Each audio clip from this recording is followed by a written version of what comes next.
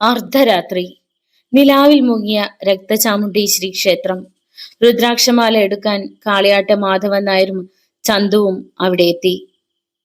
ദേവിയെ നല്ലോണം മനസ്സിൽ ധ്യാനിച്ച് ശ്രീകോവിൽ തുറന്നോളൂ. മാധവൻ നായർ മകന്റെ നേർക്ക് തിരിഞ്ഞു. അച്ഛൻ ഇവിടെ തന്നെ നിൽക്കണം. നീ തിരിച്ചെത്തും വരെ അച്ഛൻ ഇവിടെ നിൽക്കാം. അത്രയും പറഞ്ഞ് മാധവൻ നായർ ശ്രീകോവിലിന്റെ താക്കോൽ ചന്തുവിന് കൊടുത്തു. ഗുരുകാരണവന്മാരെ, രക്തചാമുണ്ടേശ്വരി മകനെ കാത്തോളണേ. മാധവൻ നായർ മനമൊരുകി പ്രാർത്ഥിച്ചു. ചന്തു ശ്രീകോവിൽ നട തുറന്നു. സന്ധ്യയ്ക്ക് കൊളുത്തിയ ദീപങ്ങൾ ഇനിയും അണഞ്ഞിട്ടില്ല. അകത്ത് നല്ല വെളിച്ചം. ചന്തു ശ്രീകോവിലിന്റെ തറയിലുടനീളം കണ്ണോടിച്ചു. പരന്ന ഇഷ്ടിക പതിച്ച് സിമന്റിൽ ഉറപ്പിച്ചിരിക്കുന്നു. വടക്ക് കിഴക്ക് ഭാഗത്ത് സിമന്റിൽ ഉറപ്പിക്കാത്ത ഒരു ഇഷ്ടിക കണ്ടു. അച്ഛൻ പറഞ്ഞ ഇഷ്ടിക. ചന്തു ഒരു നിമിഷം ആലോചിച്ചു. പിന്നെ ഇഷ്ടിക എടുത്തു മാറ്റി. അതിനകത്ത് ഒരു താക്കോലും താക്കോൽ പഴുതും. ചന്തുവിന് അത്ഭുതം തോന്നി. ശ്രീകോവിലിനകത്ത് ഇന്നോളം കണ്ടിട്ടില്ലാത്ത കാര്യങ്ങൾ. താക്കോൽ ദ്വാരത്തിൽ താക്കോലിട്ട് തിരിച്ചു നേരം ഇഷ്ടിക നിന്നിരുന്ന ഭാഗം വലിയൊരു ഞരക്കത്തോടെ താഴേക്ക് വീണു. നിലവറയിലേക്കുള്ള കിളിവാതിലായിരുന്നു അത്. നേരിയ ഭയം തോന്നി ചന്തുവിന്. കിളിവാതിൽ പഴുതിലൂടെ അയാൾ താഴേക്കിറങ്ങി. 7-8 അടി ആഴത്തിൽ ഒരു നിലവറ. അവിടുത്തെ കാഴ്ച കണ്ട് ചന്തു അമ്പരന്നു. നിഗൂഢതകൾ ഉറങ്ങുന്ന കാളിയാട്ടെ തറവാടിന്റെ നിലവറ. കണ്ണഞ്ചിപ്പിക്കുന്ന പ്രകാശത്തോടെ കത്തുന്ന നിരവധി തൂക്കുവിളക്കുകൾ. വൃത്തിയും വെടുപ്പും ചന്ദനഗന്ധവുമുണ്ട്. നിലവറയുടെ മധ്യഭാഗത്ത് ചുവപ്പ് പട്ട് വിരിച്ച പീഠം. അതിനു മുകളിൽ ഒരു രുദ്രാക്ഷമാല. തേടുന്നത് കണ്ടെത്തിയ ആശ്വാസത്തിൽ ചന്തു മന്ദഹസിച്ചു. ഗുരുകാരണവന്മാരെ, അനുഗ്രഹിക്കണമേ. ചന്തു മനസ്സിൽ പ്രാർത്ഥിച്ച് മെല്ലെ പീഠത്തിനടുത്തേക്ക് നടന്നു. അടുത്ത നിമിഷം ശക്തമായ കാറ്റിൽ ആടി ഉലയുന്നത് പോലെ തൂക്കുവിളക്കുകൾ ആടാൻ തുടങ്ങി. നിലവറയ്ക്കകത്ത് പ്രണവ മന്ത്രമുയർന്നു. ചന്തു നിന്നു. ചുറ്റും നോക്കി. ആടുന്ന തൂക്കുവിളക്ക് ശരീരത്തിൽ തട്ടാതിരിക്കാൻ കരുതലോടെ ചന്തു പിന്നെയും നടന്നു പീഠത്തിനടുത്തേക്ക്. നിറദീപങ്ങളുടെ താപവും നെഞ്ചകത്തെ നേരിയ ഭയവും നിമിത്തം ചന്തുവിന്റെ മുഖത്ത് വിയർപ്പുകണങ്ങൾ ഉരുണ്ടുകൂടി. പീഠത്തിന് സമീപം നിന്ന് ചന്തു പിന്നെയും പ്രാർത്ഥിച്ചു. ഗുരുകാരണവന്മാരെ, ഞാൻ ചെയ്യുന്നത് അപരാധമാണെങ്കിൽ പുറത്തുമാപ്പ് തരയണമേ. കണ്ണു തുറന്ന് രുദ്രാക്ഷമാല എടുക്കാൻ കൈനീട്ടിയതും ചന്തു ഭയന്ന് പിന്നോക്കം മാറി. പീഠത്തിലെ രുദ്രാക്ഷമാല ഫണം വിടർത്തി നിൽക്കുന്ന സർപ്പരൂപമായി തീർന്നിരുന്നു. അമ്മേ, ചാമുണ്ടേശ്വരി! ഭയന്ന് വിറച്ച് ചന്തു പിന്നോക്കം നടന്നു. പീഠത്തിലെ സർപ്പം താഴേക്കിറങ്ങി ചന്തുവിന്റെ അടുത്തേക്ക് ഇഴഞ്ഞു. അരുത്, അരുത്! ചന്തു ഭയന്ന് നിലവിളിച്ച് നിറവർക്കകത്ത് പ്രാണരക്ഷാർത്ഥം ഓടാൻ തുടങ്ങി. ചീറ്റി ഇഴയുന്ന സർപ്പം ചന്തുവിനെ വിട്ടില്ല. രക്ഷപ്പെടാൻ ഒരു പഴുതുമില്ല. ഈ സർപ്പം എന്നെ ദംശിച്ചു കൊല്ലും, ചന്തു കരഞ്ഞു പറഞ്ഞു. പിന്നെ ഭിത്തിയിൽ ചാരി നിന്ന് കിതച്ചു. കൊല്ലുക, അങ്ങനെയാണ് ജാതകവിധിയെങ്കിൽ നടക്കട്ടെ, ചന്തു സർപ്പത്തെ നോക്കി പറഞ്ഞു. അനങ്ങാതെ നിന്ന് എഴിഞ്ഞു വരുന്ന സർപ്പത്തെ ശ്വാസമടക്കി പിടിച്ച് നോക്കി നിന്നു. മരണത്തിന്റെ മുഹൂർത്തവും കാത്ത്. ചന്തുവിന്റെ കാൽ കീഴിലെത്തിയ സർപ്പം പെട്ടെന്ന് രുദ്രാക്ഷമാലയായി. അവൻ അമ്പരന്നു. മാല എടുക്കാൻ ധൈര്യം തോന്നിയില്ല. അല്പസമയം അതേ നിലയിൽ തന്നെ നിന്നു. ഒടുവിൽ എന്തും സംഭവിക്കട്ടെ എന്നും നനച്ച് രുദ്രാക്ഷമാല കുനിഞ്ഞെടുത്തു. പിന്നെ ഒരു നിമിഷം അവിടെ നിൽക്കാൻ തോന്നിയില്ല. വേഗം പുറത്തു കടന്നു. നിലവറയുടെ വാതിൽ വലിച്ചടച്ച് താക്കോലിട്ട് പൂട്ടി. താക്കോൽ പഴയ സ്ഥാനത്ത് വെച്ച് ഇഷ്ടിക എടുത്ത് മറച്ചു. ചന്തു വേഗം ശ്രീകോവിലിന് പുറത്തു കടന്നു. ശ്രീകോവിലിന് അഭിമുഖമായി നിന്ന് മാധവൻ നായർ കണ്ണടച്ച് അപ്പോഴും പ്രാർത്ഥിക്കുകയായിരുന്നു. അച്ഛാ, ചന്തു വിളിച്ചു. മാധവൻ നായർ കണ്ണു തുറന്നു. അയാൾ മകനെ കണ്ടു. രുദ്രാക്ഷമാലയുമായി നിൽക്കുന്ന ചന്തുവിനെ. സർവേശ്വരി മഹാമായേ! മാധവൻ നായർ സന്തോഷാധിക്യത്താൽ കൈകൂപ്പി. മുത്തച്ഛന്മാരുടെ അനുഗ്രഹമുള്ള രുദ്രാക്ഷമാല ഇതാ അങ്ങേക്ക് സമർപ്പിക്കുന്നു, ചന്തു പറഞ്ഞു. മാധവൻ നായർ ഇരു കൈ നീട്ടി ഭക്തിയാദരവോടെ രുദ്രാക്ഷമാല ഏറ്റുവാങ്ങി. ശ്രീകോവിൽ നടയടച്ച് അവർ തിരികെ മടങ്ങി. നിലവറയിൽ കണ്ടതും സംഭവിച്ചതുമൊക്കെ ചന്തു അച്ഛനോട് പറഞ്ഞു. ചന്തു, സർപ്പം സത്യത്തിന്റെ പ്രതീകമാണ്. രുദ്രാക്ഷമാല ഗുരു കാരണവന്മാർ നിറഞ്ഞ മനസ്സോടെ നമുക്ക് സമർപ്പിച്ചതാണ്. നിന്റെ അരികത്ത് വന്ന് ഈ മാല സ്വയം സമർപ്പിതമാവുകയായിരുന്നു. അച്ഛന്റെ വാക്കുകൾ ചന്തുവിന് അവിശ്വസനീയമായി തോന്നി. അവൻ അച്ഛന്റെ മുഖത്തേക്ക് നോക്കി. അവർ മുറ്റത്തു നിന്നും ഉമ്മറത്തേക്ക് കയറി. പിറ്റേ ദിവസം മുതൽ കാളിയാട്ടെ മാധവൻ നായർ ഒരുക്കങ്ങൾ തുടങ്ങി.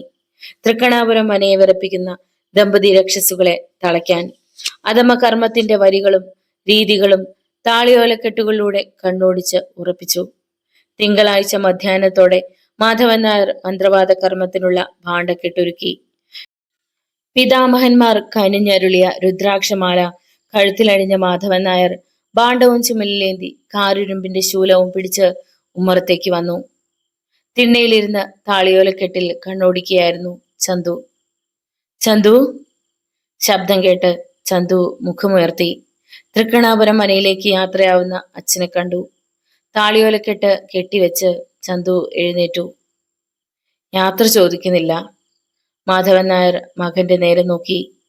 അച്ഛന്റെ വിജയത്തിന് ഞാൻ പ്രാർത്ഥിക്കാം. ചന്തുവിന്റെ കണ്ടമിടറി. ചൊവ്വാഴ്ച രാവിലെ തൃക്കണാപുരം മനയോളം വന്നോളൂ. കർമ്മം ചെയ്യുന്നത് കണ്ട് മനസ്സിലാക്കുന്നത് ഗുണം ചെയ്യും. ഉവ്വ്, രാവിലെ എത്തിക്കൊള്ളാം. മാധവൻ നായർ തൃക്കണാപുരം മനക്കിലേക്ക് യാത്രയായി. സൂര്യൻ പടിഞ്ഞാറോട്ട് ചാഞ്ഞു. തൃക്കണാപുരം മനയുടെ പൂമുഖത്തെ ചാരു കസേരയിൽ ഇരിക്കുകയാണ് രുദ്രൻ നമ്പൂതിരി. അദ്ദേഹത്തിന്റെ കണ്ണുകൾ പടിപ്പുരയിലേക്ക് നീണ്ടു. പൂമുഖത്തിണ്ണയിൽ കത്തിച്ചു വെച്ച നിലവിളക്കും തൊട്ടരികത്ത് വെള്ളം നിറച്ച ഓട്ടുകിണ്ടിയും. പൂമുഖത്തിണ്ണയോട് ചാരി പടിപ്പുരയിലേക്കും നോക്കി നിൽക്കുകയാണ് രാമൻ നായർ. വരാന്തയുടെ ഒരറ്റത്തിരുന്ന് പുസ്തകത്താളിലേക്ക് നോക്കിയിരിക്കുന്നു ചന്ദ്രയും നവ്യയും. ഇന്ന് വരാമെന്ന് തന്നെയല്ലേ മാധവൻ നായർ പറഞ്ഞത്? രുദ്രൻ നമ്പൂതിരി രാമൻ നായരുടെ നേരെ മുഖമുയർത്തി. അതെ, വ്യക്തമായി പറഞ്ഞതാണ്. രാമൻ നായർ രുദ്രൻ നമ്പൂതിരിയെ നോക്കി പറഞ്ഞു. ഇതേ സമയം നവ്യ പുസ്തകത്താളിൽ നിന്നും മുഖമുയർത്തി ചന്ദ്രയെ നോക്കി. കാണാനില്ലല്ലോ നിന്റെ മഹാമാന്ത്രികനെ. വരും, വരാതിരിക്കില്ല, ചന്ദ്ര പറഞ്ഞു. മാധവൻ നായർ പടിപ്പുര കടന്നു വരുന്നത് രാമൻ നായർ കണ്ടു. വല്യ തിരുമേനി, അയാള് വരുന്നുണ്ട്, മാധവൻ നായര്. രാമൻ നായർ ഉത്സാഹത്തോടെ രുദ്രൻ നമ്പൂതിരിയുടെ നേർക്ക് തിരിഞ്ഞു. രുദ്രൻ നമ്പൂതിരി ദീർഘനിശ്വാസം വിട്ടു. മാധവൻ നായർ മുറ്റത്തെത്തി. ദാ വന്നു. മാധവൻ നായരെ കണ്ടപ്പോൾ ചന്ദ്ര നവ്യയോട് പറഞ്ഞു. അവർ പൂമുഖത്തേക്ക് ചെന്നു. കാണാനില്ലല്ലോന്ന് പരിഭ്രമിച്ചിരിക്കുകയായിരുന്നു, രുദ്രൻ നമ്പൂതിരി പറഞ്ഞു. ഇങ്ങോട്ടൊന്ന് എത്തിക്കിട്ടണ്ടേ? മാധവൻ നായർ കിണ്ടിയിലെ വെള്ളമെടുത്ത് പാദം ശുചിയാക്കി പൂമുഖത്തേക്ക് കയറി. ഇത്രയും ദിവസം കഴിച്ചു കൂട്ടിയത് നിരീക്കാൻ കഴിയണില്ല. ഓ, ഭയങ്കരം. രുദ്രൻ നമ്പൂതിരി പറഞ്ഞ സാധനങ്ങളൊക്കെ വാങ്ങിയിരിക്കണു. രാമ, ഒന്ന് കാണിച്ചു കൊടുക്കുക ഒക്കെ, രുദ്രൻ നമ്പൂതിരി പറഞ്ഞു. രാമൻ നായർ പൂമുഖത്ത് കയറി. പിന്നെ ഇടനാഴികയിലൂടെ നടന്നു. പിന്നാലെ മാധവൻ നായരും. മനയിലെ ഒരു മുറി. രാമൻ നായർ ഭിത്തിയിലെ സ്വിച്ചിൽ വിരലമർത്തിയപ്പോൾ മുറിയിൽ പ്രകാശം പരന്നു. മന്ത്രവാദം നടത്താനുള്ളതൊക്കെ മുറിയിൽ ഒരുക്കിയിരിക്കുന്നു. ദാ ഇവിടെയാണ് ഒരുക്കിയിരിക്കുന്നത്, രാമൻ നായർ പറഞ്ഞു. ഒന്ന് അമർത്തി മോളിയിട്ട് മാധവൻ നായർ അകത്ത് കടന്നു. ഭാണ്ഡവും ശൂലവും മുറിയിൽ വെച്ച ശേഷം പുറത്തേക്ക് കടന്ന മാധവൻ നായർ കണ്ടു വാതിലിനുമപ്പുറം ഉത്കണ്ഠ നിറഞ്ഞ മുഖങ്ങൾ. രുദ്രൻ നമ്പൂതിരി, രാമൻ നായർ, ശങ്കരൻ നമ്പൂതിരി, ചന്ദ്ര, നവ്യ എല്ലാവരുമുണ്ട്. മാധവൻ നായർ എല്ലാവരെയും മാറി മാറി നോക്കി. എങ്ങനെയുണ്ടായിരുന്നു പെണ്ണ് രക്ഷസിന്റെ പരാക്രമം? പേടിച്ചു അല്ലേ? മാധവൻ നായർ നവ്യയുടെ മുഖത്ത് നോക്കി. ഉവ്, മുഖം കുനിച്ച് നവ്യ പറഞ്ഞു. മാധവൻ നായർ പൂമുഖത്തേക്ക് നടന്നു. പിന്നാലെ രുദ്രൻ നമ്പൂതിരിയും. ജീവിതത്തില് ഇങ്ങനെ ഒരു ഭയം നേരത്തെ അനുഭവിച്ചിട്ടില്ല, രുദ്രൻ നമ്പൂതിരി പറഞ്ഞു.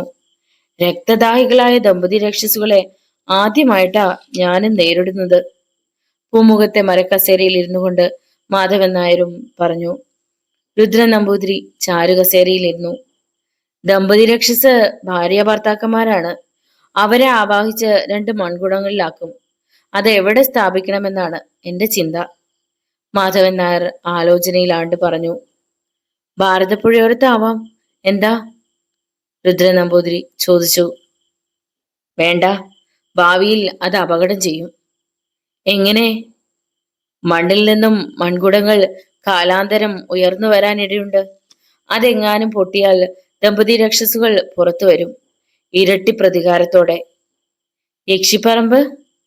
അതെ, യോജിച്ച സ്ഥലം യക്ഷിപ്പറമ്പ് തന്നെയാണ്. ഇന്ന് രാത്രി യക്ഷിപ്പറമ്പിൽ പോകണം. അവിടെ തെക്കോട്ട് 2 കൊമ്പുള്ള ഏഴിലമ്പാല കണ്ടെത്തണം. അതിന് ചോട്ടിലാണ് ദമ്പതി രക്ഷസുകളെ സ്ഥാപിക്കേണ്ടത്. പകൽ പോലും മനുഷ്യർ ചെല്ലാത്ത യക്ഷിപ്പറമ്പിലേക്ക് മാധവൻ നായരോടൊപ്പം ആരാണ് കൂടെ വരിക? രുദ്രൻ നമ്പൂതിരി ഭയപ്പെട്ടു. ആരും തുണയ്ക്ക് വേണ്ട, ഞാൻ ഒറ്റയ്ക്ക് പോയിക്കോളാം. ഇവിടെ ജീപ്പില്ലേ? മാധവൻ നായർ ചോദിച്ചു. ഉവ്. അതിന്റെ താക്കോൽ തന്നാ മതി. മാധവൻ നായർക്ക് ജീപ്പ് ഓടിക്കാൻ അറിയോ? ആവശ്യത്തിനൊക്കെ പഠിച്ചു വെച്ചിട്ടുണ്ട്. മാധവൻ നായർ പുഞ്ചിരിച്ചു. അത്താഴത്തിന് ശേഷം മന്ത്രവാദത്തിനുള്ള ഒരുക്കം നടത്തിയ മുറിയിൽ കയറിയ മാധവൻ നായർ കർമ്മത്തിന്റെ പ്രാരംഭ ക്രിയകൾ തുടങ്ങി. വിളക്ക് തെളിയിച്ച് നാക്കിലയിൽ 2 നറുക്കും തിരിയും വെച്ച് ചുവന്ന പൂക്കൾ കൊണ്ട് മന്ത്രം ജപിച്ച് സമർപ്പിച്ചു. ഈ സമയം മനയിലുള്ളവരൊക്കെ വാതിലിന് പുറത്ത് അകത്തേക്ക് നോക്കി നിൽക്കുകയാണ്. വെളുത്ത പൊടി നുള്ളിയെടുത്ത് വിളക്കിന് തെക്കുഭാഗം വൃത്തം വരച്ച് അതിനകത്ത് 2 ഇലക്കഷ്ണം വെച്ച് കത്തിച്ച 2 തിരികൾ അതിന്മേൽ വെച്ച് പൂജിച്ചു. മാധവൻ നായർ വാതിൽക്കിലേക്ക് തിരിഞ്ഞു നോക്കി. ഞാൻ ജപിച്ചു തന്ന ചരടുകളിലെ മന്ത്രശക്തി കുറഞ്ഞു പോയല്ലോ, അയാൾ പറഞ്ഞു. അശുദ്ധം ഉണ്ടാവേണ്ട യാതൊന്നും ഇവിടെ സംഭവിച്ചില്ലല്ലോ. അങ്ങനെ ഞാൻ പറഞ്ഞിട്ടില്ല. ഏതായാലും എല്ലാവരും കെട്ടിയ ചരട് അഴിച്ചു തരിക. രുദ്രൻ നമ്പൂതിരിയും ചന്ദ്രയും രാമൻ നായരും ശങ്കരൻ നമ്പൂതിരിയും അകത്തേക്ക് കടന്നു. ദാ, വെളുത്ത വൃത്തത്തിൽ വെച്ചോളൂ. മാധവൻ നായർ വിരൽ ചൂണ്ടി. മന്ത്രച്ചരട് ഓരോരുത്തരായി വെളുത്ത വൃത്തത്തിൽ വെച്ചു. മാധവൻ നായർ എഴുന്നേറ്റു. ശൂലവും എടുത്ത് പുറത്തു കടന്ന് വാതിലടച്ചു. ഞാൻ യക്ഷിപ്പറമ്പിലേക്ക് പോവുകയാണ്, മാധവൻ നായർ പറഞ്ഞു. അത് കേട്ട് ശങ്കരൻ നമ്പൂതിരി ഒന്ന് ഞെട്ടി.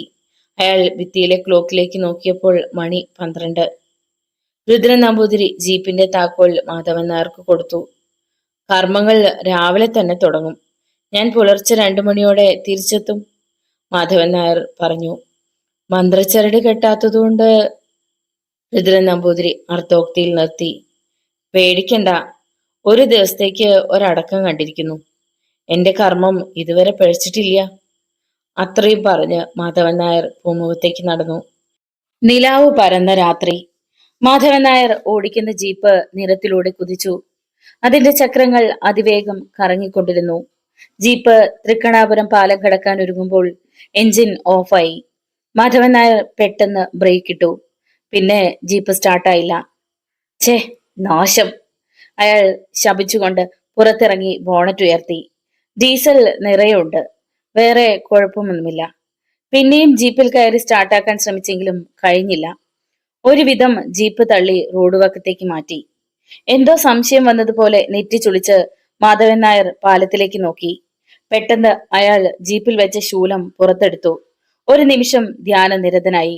കണ്ണു തുറന്നപ്പോൾ കണ്ടു ദമ്പതി രക്ഷസുകളെ. മാർഗ തടസ്സമുണ്ടാക്കി പാലത്തിനു മുകളിൽ നിൽക്കുകയാണ് അവർ. മാധവൻ നായർ അമ്പരന്നു. അവരുടെ ശക്തി മൂലമാണ് ജീപ്പിന്റെ എഞ്ചിൻ ഓഫായത്. യക്ഷിപ്പറമ്പിലേക്കുള്ള യാത്ര തടയുകയാണ് അവരുടെ ലക്ഷ്യം. ക്ഷുഭിതനായി ദമ്പതി രക്ഷസുകളോട് വാഗ്വാദത്തിൽ ഏർപ്പെട്ടാൽ നേരം വെളുക്കും. ഉദ്ദേശ ലക്ഷ്യങ്ങൾ അസ്ഥാനത്താവും. മാധവൻ നായർ ആത്മസംയമനം പാലിച്ച് മുന്നോട്ട് നടന്നു. ദമ്പതി രക്ഷസുകൾ അമ്പരപ്പോടെ അന്യോന്യം നോക്കി. മാധവൻ നായർ അടുത്തെത്തിയപ്പോൾ അവർ ഒതുങ്ങി നിന്നു. നടന്നു പോകുന്ന മാധവൻ നായരെ നോക്കി അവർ ഉഗ്രഭാവം പൂണ്ടു. അയാളുടെ പിന്നാലെ ദമ്പതി രക്ഷസുകളും നടന്നു. പിന്നെ അപ്രത്യക്ഷമായി. ചെറിയ കുന്നിന്റെ ഒറ്റയടി പാതയിലൂടെ മാധവൻ കയറി കുന്നിനിറയിലെത്തി. അവിടെ നിന്ന് അയാൾ യക്ഷിപ്പറമ്പ് വിഹംഗ വീക്ഷണം നടത്തി. കുറ്റിക്കാടുകളും കരിമ്പനകളും നിറഞ്ഞ യക്ഷിപ്പറമ്പ്. അയാൾ താഴേക്കിറങ്ങി. കാലൻ കോഴിയുടെ കരച്ചിലാണ് മാധവൻ നായരെ യക്ഷിപ്പറമ്പിലേക്ക് സ്വീകരിച്ചത്. അമ്മേ, രക്തചാമുണ്ടേശ്വരി, അയാൾ പ്രാർത്ഥിച്ചു. പിന്നെ നിലാവിന്റെ വെളിച്ചത്തിൽ പരതി. തെക്കോട്ട് 2 കൊമ്പുള്ള ഏഴിലം പാലമരം എവിടെ? ഒടുവിൽ കണ്ടെത്തി. ആകാശം മുട്ടെ വളർന്ന പാലമരം. ദമ്പതി രക്ഷസുകളെ ബന്ധിച്ച് സ്ഥാപിക്കാൻ കണ്ടെത്തിയ പാലമരത്തിന്റെ ചുവട്ടിൽ നിന്ന് മാധവൻ നായർ കണ്ണു ചിമ്മി. മഹാമായേ, തുണച്ചു. പെട്ടെന്ന് പൊട്ടിച്ചിരി ഉയർന്നു. മാധവൻ നായർ കണ്ണു തുറന്നു. ദമ്പതി രക്ഷസുകൾ.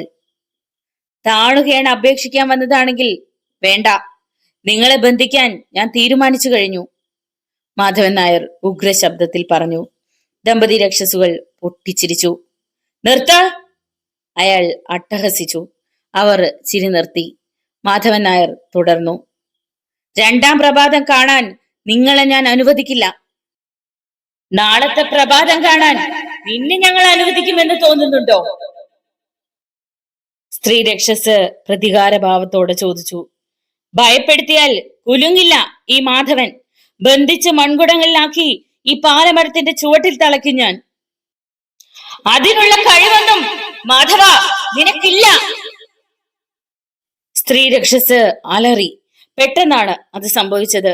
അരിഞ്ഞു വീഴ്ത്തിയതുപോലെ പുരുഷ രക്ഷസിന്റെ തല വേർപെട്ട് നിലത്ത് വീണ് അപ്രത്യക്ഷമായി. കഴുത്തിൽ നിന്നും രക്തം പതഞ്ഞൊഴുകി. മാധവൻ നായർ ചെറുതായൊന്ന് നടുങ്ങി. മാധവ, നീ ഇനി പ്രഭാതം കാണില്ല. ഇതാ നിന്റെ അന്ത്യമെടുത്തു. സ്ത്രീ രക്ഷസ് ഉഗ്ര ശ്വാസോച്ഛ്വാസത്തോടെ മാധവൻ നായരുടെ അടുത്തേക്ക് സാവധാനം നടന്നെടുത്തു. രക്തചാമുണ്ടേശ്വരി, ഗുരുകാരണവന്മാരെ. മാധവൻ നായർ കണ്ണു ചിമ്മി വലതുകരം നീട്ടി. കണ്ണു തുറന്നപ്പോൾ ഒരു ദർഭപ്പുല്ല്. ഉണങ്ങിയ ദർഭപ്പുല്ലിൽ ജപിച്ചൂതി ആ പുല്ല് സ്ത്രീ രക്ഷസിന്റെ നേർക്കെറിഞ്ഞു. അതൊരു തീപന്തമായി അവളുടെ അടുത്തേക്ക്. പെട്ടെന്ന് പന്തം അന്തരീക്ഷത്തിൽ തങ്ങി തിരിച്ചു. തൊടുത്തുവിട്ട മാധവൻ നായരുടെ നേർക്ക്. എന്തെങ്കിലും ചെയ്യാനാവും മുമ്പ് പന്തം മാധവൻ നായരുടെ ഇടതു കണ്ണിൽ കുത്തി താഴെ വീണു. ആഹാ! മാധവൻ നായർ അലറിക്കരഞ്ഞു. ദമ്പതി രക്ഷസുകൾ പൊട്ടിച്ചിരിച്ചു. 2 കണ്ണും നഷ്ടപ്പെട്ട മാധവൻ നായർ പരിസരം കാണാനാവാതെ പാലമരത്തിന് ചുറ്റും കരഞ്ഞു നടന്നു. ചന്തു, മോനെ ചന്തു! അയാളുടെ നിലവിളി ആരും കേട്ടില്ല. അടുത്ത നിമിഷം ദമ്പതി രക്ഷസുകൾ അപ്രത്യക്ഷരായി. ഇതേ സമയം പാലമരത്തിന്റെ ഒരു വലിയ കൊമ്പ് മാധവൻ നായരുടെ നേർക്ക് ഇടിഞ്ഞു വീണു. അമ്മേ! മാധവൻ നായർ തെറിച്ചു വീണു. ശൂലം കയ്യിൽ നിന്നും പോയി. രുദ്രാക്ഷമാല പൊട്ടിച്ചിതറി. ഒരുവിധം എഴുന്നേറ്റ മാധവൻ നായർ കഴുത്തിൽ തടവി. അയ്യോ, എന്റെ മാല! അയാൾ പൊട്ടിക്കരഞ്ഞു. പിന്നെ ഒരു ഭ്രാന്തനെ പോലെ മാധവൻ നായർ യക്ഷിപ്പറമ്പിൽ നടന്നു. രക്ഷിക്കണേ, രക്ഷിക്കണേ! അലറി വിളിച്ച് കരഞ്ഞ് നടന്ന മാധവൻ നായർ ചെന്നെത്തിയത് യക്ഷിപ്പറമ്പിലെ ഇടിഞ്ഞു പൊളിഞ്ഞ് കാട് കയറിയ മാളിക വീട്ടിൽ. അതിലെ ഒരു മുറിക്കുള്ളിൽ അകപ്പെട്ട അയാൾ പുറത്തു കടക്കാൻ ചുമരിൽ തപ്പി നടന്നു. പെട്ടെന്ന് പൊട്ടിച്ചിരി ഉയർന്നു. സ്ത്രീ രക്ഷസിന്റെ. മാധവൻ നായർ നിന്നു കിതച്ചു. ശബ്ദം കേട്ട ദിക്കിലേക്ക് അയാൾ മുഖമുയർത്തി. കാളിയാട്ട് തറവാടിന്റെ കുറ്റി അറ്റിയിട്ടില്ല. വരും നിങ്ങളെ തളയ്ക്കാൻ എന്റെ മകൻ ചന്തു. സങ്കടവും ദേഷ്യവും കൊണ്ട് അയാൾ വിറയ്ക്കുന്നുണ്ടായിരുന്നു. അത് കേട്ട ദമ്പതി രക്ഷസിന്റെ പൊട്ടിച്ചിരി പിന്നെയും ഉയർന്നു. ഒപ്പം അശരീരിയും. നിന്റെ അനുഭവം തന്നെ മകനുമുണ്ടാവും. അടുത്ത നിമിഷം അത് സംഭവിച്ചു. മാധവൻ നായർ നിന്ന തറ ഭൂമിയിലേക്ക് താണു. വലിയൊരു അലർച്ചയോടെ മാധവൻ നായരും. ചന്തു തറവാട്ടിലെ കുളത്തിലിറങ്ങി. കിഴക്കോട്ട് അഭിമുഖമായി നിന്ന് കൈക്കുമ്പിളിൽ ജലമെടുത്തുയർത്തി പുണ്യനദികളുടെ സാന്നിധ്യം കുളത്തിലേക്ക് ആവാഹിച്ചു. മുങ്ങി നിവർന്ന് താളിയും തേച്ച് വിസ്തരിച്ചുള്ള കുളിയും കഴിഞ്ഞ് കരയ്ക്ക് കയറിയപ്പോഴേക്കും സൂര്യൻ കിഴക്കുദിച്ചിരുന്നു. എണീക്കാൻ നേരം തെറ്റിയില്ലോ.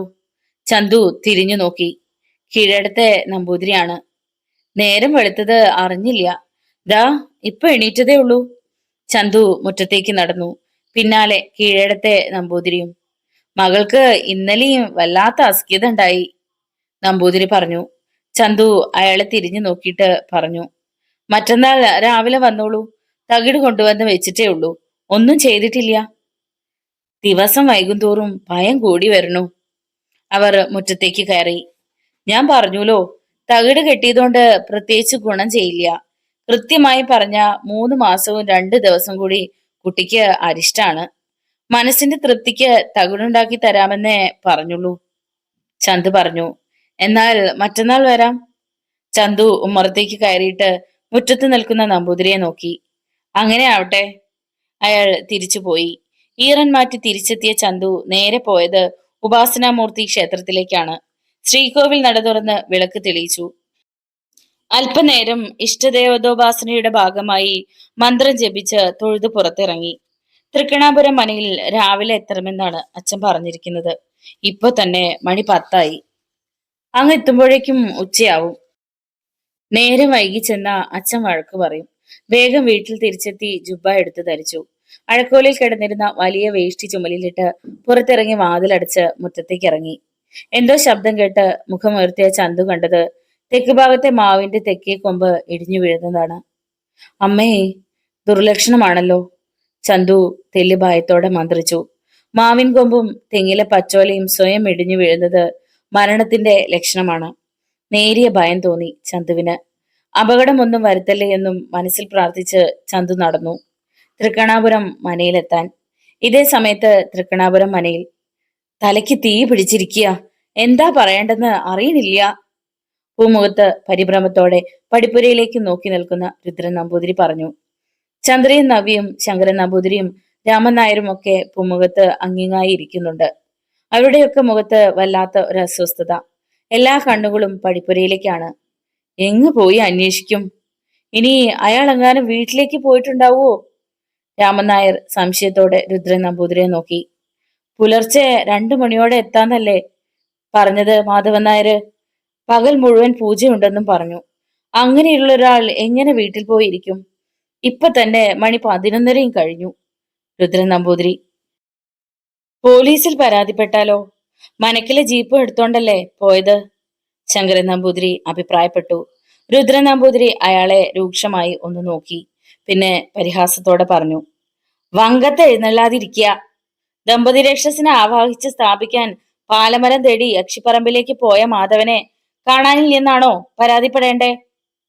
ശങ്കരൻ നമ്പൂതിരിയുടെ മുഖം ചൂളിപ്പോയി. മന്ത്രവാദികളെയും മുറിവൈദ്യന്മാരെയും വിശ്വസിക്കാൻ കൊള്ളില്ല. അയാള് ജീപ്പുമായി മുങ്ങിയതാവോ? നവ്യ ചന്ദ്രയുടെ കാതിൽ മന്ത്രിച്ചു. നിന്റെ കരിനാക്കൊന്നടക്ക്. ചന്ദ്ര നവ്യയെ ദേഷ്യപ്പെടുത്തുന്നത് രുദ്രൻ നമ്പൂതിരി കണ്ടു. എന്താ ആ കുട്ടി പറയണേ? രുദ്രൻ നമ്പൂതിരി ചോദിച്ചു. മാധവൻ നായർക്ക് വല്ല അപകടവും പിണഞ്ഞിട്ടുണ്ടാവോ എന്ന് ചോദിച്ചതാ. ചന്ദ്ര അങ്ങനെ മാറ്റി പറഞ്ഞു.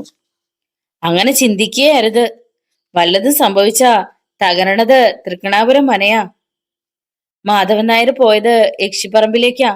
അവിടുത്തെ താലപ്പൊലി കണ്ട് ഭയന്നു ഓടിയവനാ ഈ ശങ്കരൻ. യക്ഷിപ്പറമ്പിലെ ദുരാത്മാക്കൾ ഈറ്റുപാമ്പിനെ പോലെയാ. ശങ്കരൻ നമ്പൂതിരി തനിക്കുണ്ടായ പഴയ അനുഭവം സ്മരിച്ചുകൊണ്ട് പറഞ്ഞു. പടിപ്പുര കടന്ന് മുറ്റത്തേക്ക് വരുന്ന ആളെ രുദ്രൻ നമ്പൂതിരി സൂക്ഷിച്ചു നോക്കി. ആരാ അത്? രാമനായർക്കും ആളെ മനസ്സിലായില്ല. ചന്തു ആയിരുന്നു അത്. ചന്തു മുറ്റത്ത് എത്തിയപ്പോഴാണ് അയാൾക്ക് മനസ്സിലായത്. മാധവൻ നായരുടെ മകൻ ചന്തു അല്ലേ? രാമൻ നായർ ചന്തുവിന്റെ മുഖത്തേക്ക് നോക്കി ചോദിച്ചു. അതെ, ചന്തു പറഞ്ഞു. വലിയ തിരുമേനി, ഇത് മാധവൻ നായരുടെ മകനാ ചന്തു. രാമൻ നായർ പരിചയപ്പെടുത്തി. രുദ്രൻ നമ്പൂതിരിയുടെ ഉള്ളിൽ സംശയത്തിന്റെ വിത്തുകൾ പാകി. തേജസ്സുള്ള ചെറുപ്പക്കാരൻ. നവ്യ ചന്ദ്രയുടെ കാതിൽ മന്ത്രിച്ചു. ഉള്ളിലിരിപ്പ് മനസ്സിലായി. തലയ്ക്ക് മീതെ വജ്രായുധം തൂങ്ങുമ്പോഴാ. ചന്ദ്ര നവ്യയെ നോക്കി അമർഷത്തോടെ പറഞ്ഞു. കുട്ടി, അച്ഛൻ എവിടെ? രുദ്രൻ നമ്പൂതിരി അന്വേഷിച്ചു. ഇന്നലെ ഇങ്ങോട്ട് പോന്നതാണല്ലോ. ഇന്നലെ എവിടെ വന്നത് ശരിയാ. രാത്രി 12:30 മനക്കിലെ ജീപ്പും എടുത്ത് യക്ഷിപ്പറമ്പിലേക്ക് പോയതാ. ഇതുവരെ തിരിച്ചെത്തിയിട്ടില്ല. രുദ്രൻ നമ്പൂതിരി പറഞ്ഞു. ചന്തുവിന്റെ മനസ്സിൽ ഭയം ഉരുണ്ടുകൂടി. എപ്പ തിരിച്ചെത്തുമെന്ന് പറഞ്ഞോ? ചന്തു വേവലാതിയോടെ ചോദിച്ചു.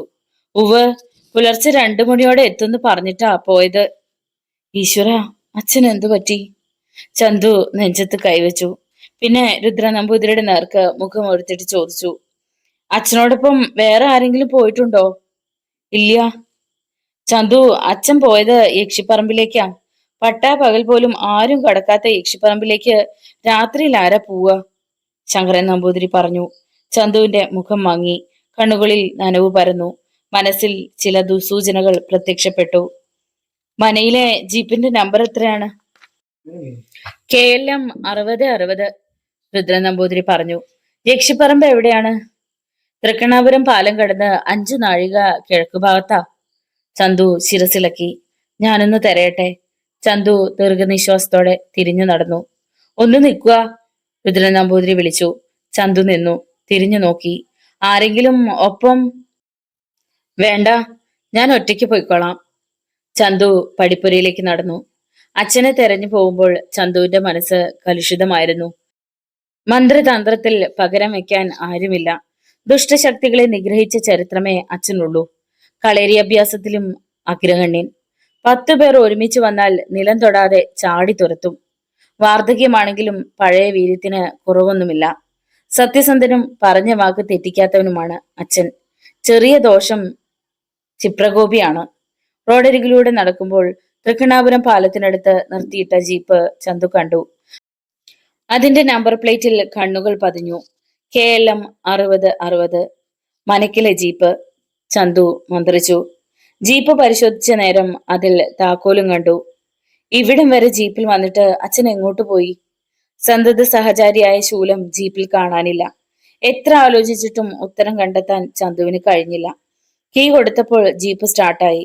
എന്തായാലും യക്ഷിപ്പറമ്പ് തേടി പോവുക തന്നെ. ചന്തു ജീപ്പ് മുമ്പോട്ടെടുത്തു. തൃക്കണ്ണാപുരം പാലവും കടന്ന് ജീപ്പ് അതിവേഗം മുന്നോട്ട് നീങ്ങി. കുറച്ചു ദൂരം പിന്നിട്ട ചന്തു ഒരു പെട്ടിക്കടയുടെ അരികത്ത് ജീപ്പ് നിർത്തി. തൂക്കിയിട്ട പഴക്കുടകൾക്കിടയിലൂടെ കണ്ണട വെച്ച മധ്യവയസ്കൻ ജീപ്പിലേക്ക് നോക്കി. എന്താ സാറേ വേണ്ടത്? പെട്ടിക്കടയുടെ സമീപത്തുള്ള ബെഞ്ചിൽ 3-4 പേർ ഇരുന്ന് പത്രം വായിക്കുന്നുണ്ട്. അവരും ജീപ്പ് ശ്രദ്ധിച്ചു. ഒന്നും വേണ്ട, ഒരു കാര്യം അറിയാനാണ്, ചന്തു പറഞ്ഞു. ഇറങ്ങി വന്ന് പെട്ടിക്കടക്കാരനെയും അവിടെയുള്ളവരെയും നോക്കി. ഈ യക്ഷിപ്പറമ്പ് ഏതാ? ചോദ്യം കടക്കാരനോടാണെങ്കിലും അത് കേട്ടവരുടെ മുഖത്ത് അമ്പരപ്പ്. എന്തിനാ സാറേ? പെട്ടിക്കടക്കാരൻ ചോദിച്ചു. അവിടെ വരെ ഒന്ന് പോവാനാ. മന്ത്രവാദിയാണോ? പത്രം കയ്യിൽ പിടിച്ച ഒരാൾ ചോദിച്ചു. അതെ, ദാ ആ കാണുന്ന കുന്നിൻ ചെരുവ്. അയാൾ ചൂണ്ടിയ ഭാഗത്തേക്ക് ചന്തു കണ്ണോടിച്ചു. അവിടെ ഒരു കുന്ന് കണ്ടു. അതാണോ യക്ഷിപ്പറമ്പ്? അതല്ല, ഈ റോഡ് ആ കുന്നിൻ ചെരുവിന്റെ താഴെ ഭാഗത്തു കൂടിയാണ് പോകുന്നത്. ജീപ്പ് അവിടെ നിർത്തി കുന്നു കയറി ഇറങ്ങിയാൽ യക്ഷിപ്പറമ്പായി. ചന്തു ജീപ്പിൽ കയറി. ജീപ്പ് മുന്നോട്ട് നീങ്ങി. കുറ്റിച്ചെടികൾ വളർന്നു നിൽക്കുന്ന കുന്നിന്റെ ചുവട്ടിലെത്തി. ജീപ്പ് സൈഡാക്കി താക്കോലുമായി ഇറങ്ങി. കുന്നിനിറുകിൽ എത്താൻ ഒറ്റയടിപ്പാതയുണ്ട്. ഒടിച്ചൂത്തി പൂക്കളും കാട്ടുതെച്ചിയും വെള്ളിയിലെയും പൂത്തുലഞ്ഞ കുന്നിലെ ഒറ്റയടിപ്പാതയിലൂടെ ചന്തു മുകളിലേക്ക് കയറി. തലയ്ക്ക് മീതെ കത്തുന്ന സൂര്യൻ. കുന്നിനെറുകയിൽ നല്ല കാറ്റ്. അവിടെ നിന്ന് വടക്കോട്ട് നോക്കി. താഴെ കണ്ണെത്താത്ത ദൂരത്തിൽ കരിമ്പനകളും കുറ്റിക്കാടുകളും നിറഞ്ഞ യക്ഷിപ്പറമ്പ്. കുന്നിറങ്ങിയ ചന്തുവിനെ യക്ഷിപ്പറമ്പിലേക്ക് സ്വീകരിച്ചത് കുറുനരികളുടെ ഓലിയിടൽ. ഭയപ്പെടുത്തുന്ന അന്തരീക്ഷം. ഏതെങ്കിലും കരിമ്പന ചോട്ടിൽ അച്ഛൻ തളർന്നിരിപ്പുണ്ടോ? ചന്തു പരതി നടന്നു. ആരെയാ തെരയണേ? പിന്നാമ്പുറത്തു നിന്നും ഉയർന്ന സ്ത്രീ ശബ്ദം കേട്ട് ചന്തു തിരിഞ്ഞു നോക്കി. ഒരു സ്ത്രീയും പുരുഷനും. അവർ മന്ദഹാസത്തോടെ നിൽക്കുകയാണ്. കണ്ടാൽ ദമ്പതികളാണെന്ന് തോന്നും. ചന്തു അവരെ നോക്കി നെറ്റിച്ചുളിച്ചു. നിങ്ങൾ ആരാ? ചന്തു ചോദിച്ചു. ഞങ്ങൾ ആ കുന്നിനും അപ്പുറം താമസിക്കുന്നവരാ. നിങ്ങൾ ആരെയോ തിരയുകയാണല്ലോ. സ്ത്രീയാണ് സംസാരിക്കുന്നത്. അതെ, എന്റെ അച്ഛനെ തിരക്കി വന്നതാണ്.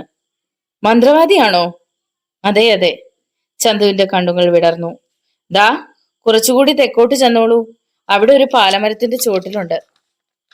നിങ്ങളെ കണ്ടത് നന്നായി, ചന്തു പറഞ്ഞു. ഞങ്ങളെ കണ്ടത് ആരോടും പറയണ്ട, അവർ ഒരുമിച്ച് പറഞ്ഞു. ചന്തു തെക്കോട്ട് നടക്കാൻ തുടങ്ങി. പെട്ടെന്ന് നിന്നു. എന്തോ ഓർത്തിട്ടെന്ന പോലെ. ഞങ്ങളെ കണ്ടത് ആരോടും പറയണ്ട എന്നാണല്ലോ അവർ പറഞ്ഞത്. അതിനർത്ഥം അവർ സാധാരണക്കാരല്ല. ചന്തു തിരിഞ്ഞു നോക്കി. ചന്തു ഭയനിമിത്തം കോരിത്തരിച്ചു. ദമ്പതികൾ അപ്രത്യക്ഷരായിരുന്നു. അവർ നിന്ന ഭാഗത്ത് 2 കരിമ്പനകൾ. ദൈവമേ! ചന്തു നെഞ്ചോട് കൈ ചേർത്തു. ഒരുപക്ഷെ അത് ദമ്പതി രക്ഷസുകളായിരിക്കുമോ? ഓർത്തപ്പോൾ പെരുവിരൽ മുതൽ ശിരസ് വരെ പുളിപ്പ് കയറി. മുന്നോട്ട് നടക്കാൻ ഭയവും. പകൽ വെളിച്ചത്തിൽ രക്ഷസും പ്രേതവും ഇറങ്ങി നടക്കുന്നു. അപ്പോൾ രാത്രിയിലെ സ്ഥിതി എന്തായിരിക്കും? തെല്ലു ഭയത്തോടെ ചന്തു നടന്നു. ഇടയ്ക്കിടെ ഭീതിയോടെ തിരിഞ്ഞു നോക്കിക്കൊണ്ട്. തെക്ക് ഭാഗത്ത് കണ്ടു ആകാശഗന്ധർവനെ പോലൊരു പാലമരം. അതിന്റെ വലിയൊരു കൊമ്പ് ഇടിഞ്ഞു വീണിരിക്കുന്നു. ചന്തു പരതി. ഇല്ല, ഈ പാലമരച്ചോട്ടിലും അച്ഛനില്ലല്ലോ. പാലമരച്ചോട്ടിൽ ശൂലം കണ്ടു.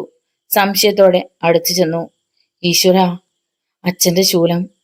ചന്തു മന്ത്രിച്ചു. ശൂലമെടുത്ത് ചുറ്റും നോക്കി. തൃക്കണാപുരം പാലത്തിനടുത്ത് ജീപ്പ് നിർത്തിയിട്ട് ഇത്രയും ദൂരം നടന്നു വന്ന അച്ഛൻ ശൂലം ഉപേക്ഷിച്ച് എങ്ങോട്ട് പോയി? ചിന്തിച്ചു നിൽക്കുന്നതിനിടയിലാണ് നിലത്ത് ചിതറിയ രുദ്രാക്ഷമണികൾ കണ്ടത്. ചന്തുവിന്റെ കണ്ണുകൾ നിറഞ്ഞു. മനസ്സിൽ ഭയം കുമിഞ്ഞുകൂടി. അച്ഛന് എന്തോ അപകടം സംഭവിച്ചിരിക്കുന്നു. ദമ്പതി രക്ഷസുകൾ അച്ഛനെ ചതിച്ചിട്ടുണ്ട്. ചിതറിക്കിടക്കുന്ന രുദ്രാക്ഷമണികൾക്കരികിൽ ചന്തു മുട്ടുകുത്തിയിരുന്നു. വിറയാർന്ന കയ്യിൽ ഒരു രുദ്രാക്ഷമെടുത്ത് നെഞ്ചിരിപ്പോടെ സൂക്ഷിച്ചു നോക്കി. കണ്ണുകൾ നിറഞ്ഞൊഴുകി. അച്ഛൻ പറഞ്ഞ വാക്കുകൾ സ്മൃതിപഥത്തിൽ തെളിഞ്ഞതോടെ നിയന്ത്രണം വിട്ട് ചന്തു വിങ്ങിപ്പൊട്ടി. പെട്ടെന്ന് പൊട്ടിച്ചിരി ഉയർന്നു. സ്ത്രീയുടെ ചിരി. ചന്തു മുഖമുയർത്തി. അകലെ കണ്ട ഒരു കരിമ്പനത്തലപ്പിൽ നിന്നാണ് ചിരി ഉയരുന്നത്. മെല്ലെ എഴുന്നേറ്റ് ചന്തു ചിരി കേട്ട ഭാഗത്തെ കരിമ്പന ചുവട്ടിലേക്ക് നടന്നു. മഹാമാന്ത്രികൻ കാളിയാട്ട മാധവന്റെ മകന് ഇത്രയ്ക്ക് ഭയമോ?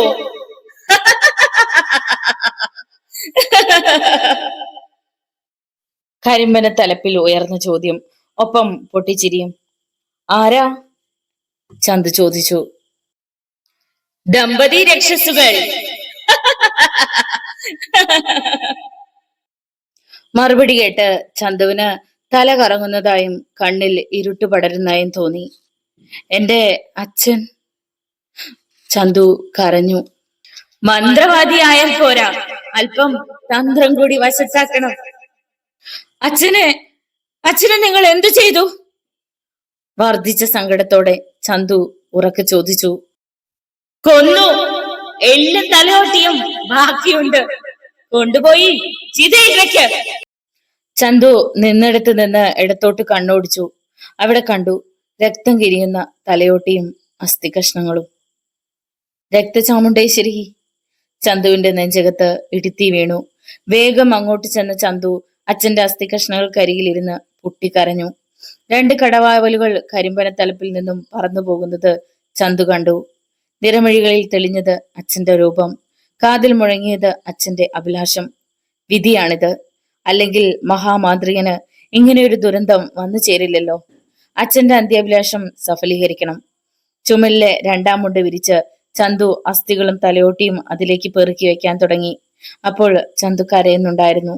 പ്രതികാരഭാവം ലേശവുമില്ലാതെ സംഭവിച്ച ദുരന്തത്തിലെ വേദന ഉള്ളിലൊതുക്കി ചന്തു യക്ഷിപ്പറമ്പിൽ നിന്നും മടങ്ങി തിരികെ വീട്ടിലേക്ക്. കാളിയാട്ട മാധവൻ നായരെ ദമ്പതി രക്ഷസുകൾ കൊന്നു. എല്ലും തലയോട്ടിയാണ് കിട്ടിയത്. വാർത്ത താനാളൂർ ഗ്രാമത്തിൽ കാട്ടുതീ പോലെ പരന്നു. കേട്ടവരൊക്കെ കാളിയാട്ടെ തറവാട്ടിലേക്ക് നീങ്ങി. ഉമ്മറത്ത് കൈതോലപ്പായയിൽ വെളുത്ത മുണ്ടിൽ മൂടി വെച്ചിരിക്കുന്നു മഹാമാന്ത്രികന്റെ അസ്ഥിശകലങ്ങൾ. പായയുടെ തലയ്ക്കൽ ചന്ദനത്തിരിയും നിലവിളക്കും കത്തുന്നുണ്ട്. നാളികേര പാതികളിൽ കത്തിച്ച എണ്ണത്തിരി പായയുടെ ഇരുഭാഗത്തുമുണ്ട്. അരികത്ത് മുഖം കുനിച്ച് തേങ്ങുന്നു ചന്തു. മരണവിവരം അറിഞ്ഞെത്തിയവരൊക്കെ അന്ത്യോപചാരം അർപ്പിച്ച് നീങ്ങി. മുറ്റത്ത് അങ്ങിങ്ങ് കൂടി നിൽക്കുന്ന നാട്ടുകാർ. മുഖമൊരുത്തിയ ചന്തു ഉമ്മറത്തേക്ക് കയറി വരുന്ന രുദ്ര നമ്പൂതിരിയെ കണ്ടു. ചന്തു തുണിയുടെ ഒരറ്റം നീക്കി. രക്തം കിരിയുന്ന അസ്ഥികൾ കണ്ട് രുദ്ര നമ്പൂതിരി കാണാനുള്ള കരുത്തില്ലാതെ കണ്ണുപൊത്തി. ചന്തുവിന്റെ കണ്ണുകൾ നിറഞ്ഞൊഴുകി. ദുഃഖം ചുണ്ടുകളിൽ കടിച്ചൊതുക്കി. പാലത്തിനടുത്ത് ജീപ്പ് കണ്ടു. അസ്ഥികളും ശൂലവും കിട്ടിയത് യക്ഷിപ്പറമ്പിന്ന. ചന്തു ഗദ്ഗത കണ്ടനായി. തൃക്കണാപുരം മലയെ ചൊല്ലി ചന്തുവിന് നഷ്ടപ്പെട്ടത് അച്ഛനെ. എന്ത് പ്രതിക്രിയ ചെയ്താലാണ് പരിഹാരമാവുമെന്ന് ഒരു നിശ്ചയമില്ല. രുദ്രൻ നമ്പൂതിരി വിഷമത്തോടെ പറഞ്ഞു. വിധിയാണെന്ന് സമാധാനിച്ചോളാം. ജീപ്പ് ഞാൻ കൊണ്ടുവന്നു. ഇതാ താക്കോൽ. ചന്തു ജീപ്പിന്റെ താക്കോൽ രുദ്രൻ നമ്പൂതിരിക്ക് കൊടുത്തു. കാളിയാട്ട് തറവാടിന്റെ തെക്ക് ഭാഗത്ത് ചിതയൊരുങ്ങി. ആളിക്കത്തുന്ന അഗ്നിനാളത്തിനരികിൽ ചന്തു നിന്നു നിറമിഴികളോടെ. അന്നത്തെ രാത്രി ഉറക്കം വന്നില്ല. തുറന്നിട്ട ജനവാതിലിന്റെ അഴികൾ പിടിച്ച് പുറത്തേക്ക് നോക്കി. അവിടെ നിന്നാൽ ചിത കാണാം. കാളിയാട്ട് തറവാടിന്റെ ചരിത്രത്തിൽ ആദ്യമായിട്ടാണ് ഒരു ദുർമരണം, അതും മന്ത്രവാദത്തിന്റെ ഒരുക്കത്തിനിടയ്ക്ക്. ചന്തുവിന്റെ മനസ്സിൽ പ്രതികാരാഗ്നി ജ്വലിക്കാൻ തുടങ്ങി. ദമ്പതി രക്ഷസുകൾ കാളിയാട്ട തറവാടിന്റെ മാന്ത്രിക പാരമ്പര്യത്തെയാണ് ചോദ്യം ചെയ്തിരിക്കുന്നത്. ഇല്ല, ദമ്പതി രക്ഷസുകൾ എത്ര ശക്തരായാലും ബന്ധിക്കും ഞാൻ. അച്ഛന് പിഴച്ചെടുത്തു നിന്നും തുടങ്ങുകയായി. ഇനി വിശ്രമമില്ല. അധമ മന്ത്രവാദത്തിന്റെ താളിയോലക്കെട്ടുകൾ പുറത്തെടുക്കും ഞാൻ. അന്നു മുതൽ ദമ്പതി രക്ഷസുകളുടെ നാളുകൾ എണ്ണപ്പെടും. ചന്തു അച്ഛന്റെ ചിതയ്ക്ക് നേരെ മുഖമുയർത്തി ശപഥം ചെയ്തു. ഉഗ്രശബ്ദത്തിൽ പ്രപഞ്ചം നടുങ്ങി. മേഘഗർജനം മുഴങ്ങി. മിന്നൽ പിണരുകൾ വീശി. നാവാമുകുന്ദ ക്ഷേത്രത്തിന്റെ കിഴക്കേ നടയിൽ തെക്കുവശത്ത് പടർന്നു പന്തലിച്ചു നിൽക്കുന്ന അരയാൽ. അതിന്റെ തണലിൽ ഭാരതപ്പുഴയിലേക്ക് ചെരിഞ്ഞിറങ്ങിയ കൽപ്പടവുകളിൽ ഈറനൊടുത്ത് ബലിതർപ്പണം നടത്തുന്നവർ. സ്ത്രീകളും കുട്ടികളും ചെറുപ്പക്കാരും ഒക്കെയുണ്ട്. ദേവസ്വം കർമ്മികൾ അവർക്ക് നിർദ്ദേശം നൽകുകയാണ്. ഒരു പിടി അരിയെടുക്കുക. നെഞ്ചോട് ചേർത്ത് 11-ാം ദിവസത്തെ ബലിപണ്ഡം ചെയ്യണോന്ന് സങ്കല്പിച്ച് വെക്കുക. 3 വെള്ളം കൊടുക്കുക. കർമ്മികളുടെ ശബ്ദം ഭാരതപ്പുഴയോരത്ത് ഉയർന്നു. കിഴക്ക് മിഴി തുറക്കുന്ന പ്രഭാതം. നീരാവി ഉതിർത്ത് സാവധാനം ഒഴുകുന്ന പുഴയിൽ മുങ്ങി വരുന്നവർ. കടവിന്റെ തലയ്ക്കിൽ ബലിച്ചോറിന് ആർത്തി പിടിക്കുന്ന കാക്കകൾ. കടവിന്റെ ഒരു ഭാഗത്ത് തണുത്തു വിറച്ച് ബലിയിടുകയാണ് ചന്തു. വൃദ്ധനായ ഒരു കർമ്മി പറഞ്ഞു കൊടുക്കുന്നുണ്ട്. നാക്കില ബലിപണ്ഡത്തിന് മുകളിൽ കമഴ്ത്തി നമസ്കരിക്കുക. ഇല എടുത്ത് മലർത്തി ഇലയിലെ 2 മണി അരി വാസനിച്ച് തലയ്ക്ക് പിന്നോക്കമിട്ടോളൂ. ഇനി അതെല്ലാം വാരി ഇലയിൽ വെക്കുക. അയാൾ പറഞ്ഞ പ്രകാരം അനുസരണയോടെ ചന്തു ചെയ്തു. ദാ ഇനി ഇല അങ്ങോട്ട് കൊണ്ടുപോയി വെച്ചോളൂ. എന്നിട്ട് മുങ്ങി കുളിച്ച് ഈറ മാറ്റി വന്നോളൂ. ബലിപിണ്ഡവുമായി ചന്തു കടവിന്റെ അറ്റത്തേക്ക് ചെന്നു. തർപ്പണം ചെയ്ത 100 കണക്കിന് ബലിച്ചോറിന്റെ ഇലകൾ അവിടെയുണ്ട്. ചന്തു ഇല അങ്ങോട്ട് മാറ്റിവെച്ചു. മറ്റുള്ളവർ കാണിക്കുന്നത് കണ്ട് കൈകൊട്ടി കാക്കയെ വിളിച്ചു. പാറിക്കളിക്കുന്ന കാക്കക്കൂട്ടത്തിൽ ഒരെണ്ണം ചന്തു വെച്ച ബലിപിണ്ഡത്തിനരികിൽ ഇരുന്നു. അത് ചന്തുവിനെ ചെരിഞ്ഞൊന്നു നോക്കി. പിന്നെ ഒരു കൊക്ക് അരി കൊത്തിയെടുത്ത് കൂട്ടത്തിലേക്ക് പറന്നു. തന്റെ ബലിച്ചോറ് ഭക്ഷിച്ച കാക്കയെ പരിധിയെങ്കിലും കണ്ടില്ല. ചന്തുവിന്റെ മനസ്സ് വിങ്ങിപ്പൊട്ടി. കുളി കഴിഞ്ഞ് ഈറൻ മാറ്റി തിരിച്ചെത്തിയപ്പോഴേക്കും പുതുതായി എത്തിയ 5-6 പേർക്ക് ബലിതർപ്പണത്തിന്റെ കാര്യങ്ങൾ പറഞ്ഞു കൊടുക്കുകയായിരുന്നു കർമ്മി. ചന്തു നീട്ടിയ ദക്ഷിണ മടിയിൽ തിരുകിക്കൊണ്ട് കർമ്മി ചോദിച്ചു, നിങ്ങളുടെ ആരാ മരിച്ചേ? അച്ഛൻ. ചന്തു വേദനയോടെ പറഞ്ഞു. എവിടെയാ വീട്? താനാളൂരില്. കാളിയാട്ടെ മാധവൻ നായരുടെ അടുത്താണോ? മാധവൻ നായരുടെ മകനാ. കർമ്മിയുടെ മുഖം മങ്ങി. വിശ്വസിക്കാൻ പറ്റണില്ല. മാധവൻ നായർ മരിച്ചോന്ന്. ഞങ്ങള് തമ്മിൽ നല്ല ലോഹ്യക്കാരായിരുന്നു. ഒക്കെ വിധി, അല്ലാതെ എന്തു പറയാനാ? അതെ അതെ, ഇന്നു ഞാൻ, നാളെ നീ. ഞാൻ മടങ്ങണു. ശ്രാദ്ധത്തിന് വരാം. ആയിക്കോട്ടെ. നാവാമുകുന്ദന് അച്ഛന്റെ പേരും നാളും പറഞ്ഞ് തിലോമവും വിളക്കും മാലയും കഴിച്ചോളുണ്ടു. ഉവ്. ചന്തു ക്ഷേത്രത്തിലേക്ക് നടന്നു. നാവാമുകുന്ദന് തിലോമവും വിളക്കും മാലയും വഴിപാട് കഴിച്ച് തൊഴുതിറങ്ങി. നാഥൻ നഷ്ടപ്പെട്ട കാളിയാട്ടെ തറവാട്ടിലേക്ക് കയറുമ്പോൾ ചന്തുവിന് കണ്ടമിടറി. ഇനി ഈ തറവാട്ടിൽ ഒറ്റയ്ക്ക്. ഉമ്മറത്തിരുന്ന് ഭിത്തിയിലേക്ക് നോക്കി. പഴയ കാരണവന്മാരുടെ പടത്തിനരികിൽ അച്ഛന്റെ ചിത്രവും. ചന്തുവിന്റെ കണ്ണു നിറഞ്ഞു. മെല്ലെ എഴുന്നേറ്റ് അച്ഛന്റെ ചിത്രത്തിലേക്ക് തന്നെ ഇമ വെട്ടാതെ നോക്കി നിന്നു. മന്ദഹസിക്കുന്ന അച്ഛൻ എന്തോ പറയാൻ ഭാവിക്കുന്നതായി തോന്നി ചന്തുവിന്. ഇനി ഒരിക്കലും അച്ഛന്റെ ശബ്ദം കേൾക്കാനാവില്ലല്ലോ എന്നോർത്തപ്പോൾ ചങ്കിനകത്തൊരു നീറ്റൽ. മുറ്റത്ത് ആരുടെയോ കാൽപെരുമാറ്റം. ചന്തു തല വെട്ടിച്ചു നോക്കി. തൃക്കണാപുരം മനയിലെ രുദ്ര നമ്പൂതിരിയും കാര്യസ്ഥൻ രാമനായരും. അടിയന്തരം കഴിച്ചില്ലേ? അങ്ങനെ ചോദിച്ചുകൊണ്ടാണ് രുദ്ര നമ്പൂതിരി ഉമ്മറത്തേക്ക് കയറിയത്. രാമൻ നായർ തിണ്ണയിൽ ചാരി നിന്നു. പഴയ പോലെ 16 അടിയന്തര സദ്യക്കൊന്നും ഇക്കാലത്ത് ആളെ കിട്ടണില്ല. തിരുനാവായി പോയി കൊള്ളിമാംസം ഓട്ടി. ചന്തു പറഞ്ഞു. രുദ്ര നമ്പൂതിരി കസേരയിലിരുന്നു. കഴിച്ചു കുട്ടിയെ. ഓരോ ദിവസത്തിനും ഓരോ യുഗദൈർഘ്യം. ഭാഗ്യത്തിന് ഭയപ്പെട്ട പോലെ ഒന്നും സംഭവിച്ചില്ല. ഇനി ഏതായാലും നീട്ടിക്കൊണ്ടു പോകേണ്ട.